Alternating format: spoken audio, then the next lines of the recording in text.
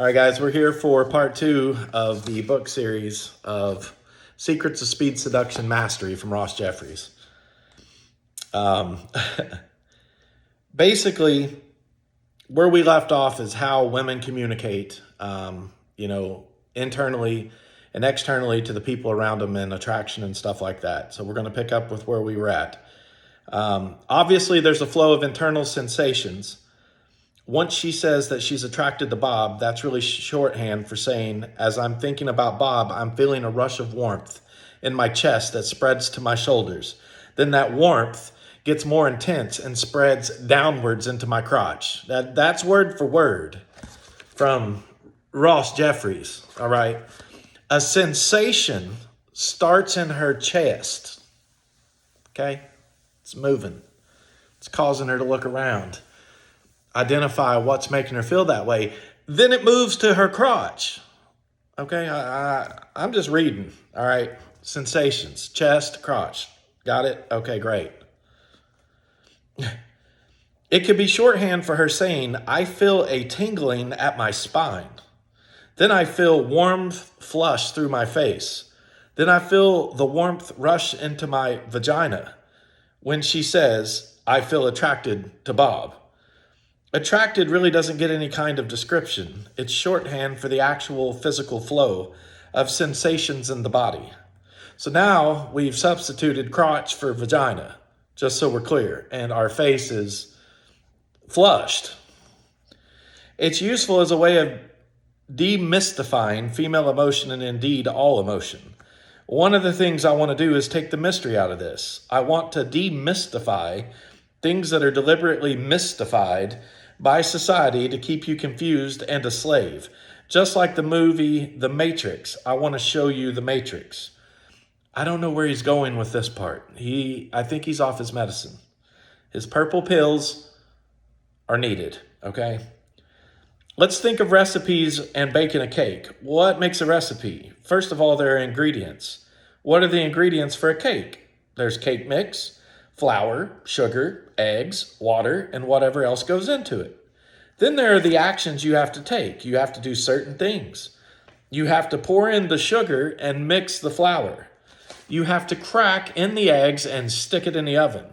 There are actions you have to take. So there is a proper sequence when you bake a cake or watch someone else bake a cake. It has to be done in the right sequence. You don't mix everything in, stick it in the oven, and after 45 minutes, crack in the eggs. That doesn't work. You have to do things in the proper sequence. You need to have things in the proper proportions if you're making a cake to feed 4 or 5 people. You're obviously not going to crack in 15 dozen eggs. That would be too much. Unless you're on the carnivore diet, I would imagine. I don't know. Some people are weird. Go Liver King. You have to have all these things. You need to have the right ingredients. You need to take the right actions in the right sequence and have the right proportions of ingredients. That's a recipe. The man is now a chef. We've moved on from seducing women. He is now trying to seduce food and ingredients for a cake. Okay. Where am I driving with this? Please, Jesus, Lord, take us to where you're driving with this. You can view the emotions you want a woman to experience with you as nothing more than the combination of different elements of a recipe, taking place in a certain sequence, in a certain proportion. That's it. Okay?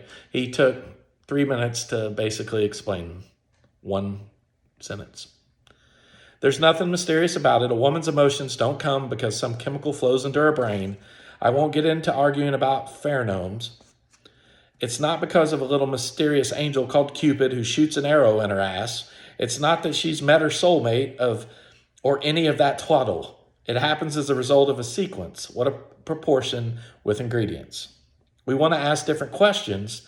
The speed seducers want to ask, what emotional states do I want an attractive woman to experience with me? Now, I'm going to stop on that for a minute.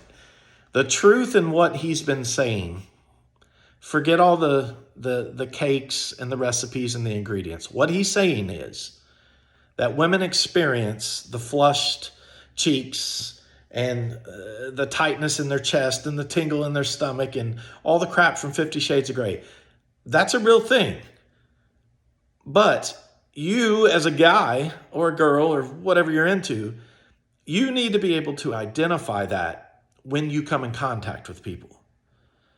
And you'll see it. Like, if you guys have ever been somewhere and you see a girl or you see a guy and you glance, you look at them, you hold a look, and they hold it a little bit longer than the average person would with a smile, you know what that feels like. You get a rush of excitement inside you way before you've even realized if you're attracted to this person or not. It's, the fact that someone is paying as much attention to you as a partner would. So you need to learn to recognize these things when you see them. I know we all know people, and maybe you at home are one of these people, completely oblivious to everything that's right in front of their face. A girl could literally drop to her knees and open her mouth like this. And there's people out there that wouldn't know what that means. They don't see it. They don't see advances of people ever. Like they're dumbfounded by it. So one, don't be one of those people. Pay attention to your surroundings. And two, look for the states that people are in. You'll see it every day. And I use the supermarket because I go there every day and I find it fascinating. But the supermarket is the place where everyone's in there to hurry up and get in there and hurry up and get home and go back to their life and drink their glass of wine and fall asleep in some fucked up position on the couch. Everybody is in a hurry. But the people that take their time and talk to people and everything else, they have a different story. Their life is different. They have more depth about them. And, you got to look for things like that. All right. So you have all these things. You have the right ingredients. You need to take the right actions in the right sequence. Where am I driving? We talked about that. So we want to ask different questions. The speed seducers definitely want to know the emotional states, right? That's where we left off. So let's talk about this. One of the fatal mistakes most men make with women is that they're so focused on behavior. They ask things like, how can I get Debbie to go out with me? First of all, I don't go out with a girl named Debbie, all right? She's on the front of a box of cream pies.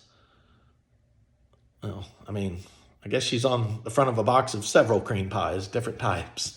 But anyway, we're not talking about that. Just don't go out with a Debbie, okay?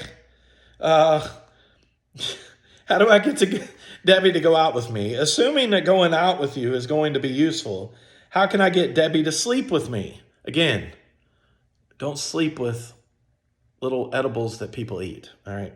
Don't. Bad name. We all have that name that's a bad name from our past. Debbie should be one of them for all of us. How can I get Debbie to have a threesome with me and her twin sister? Okay, that's a better question. I can get on board with that, even with Debbie. You're overly focused on behavior. And it's true, we are.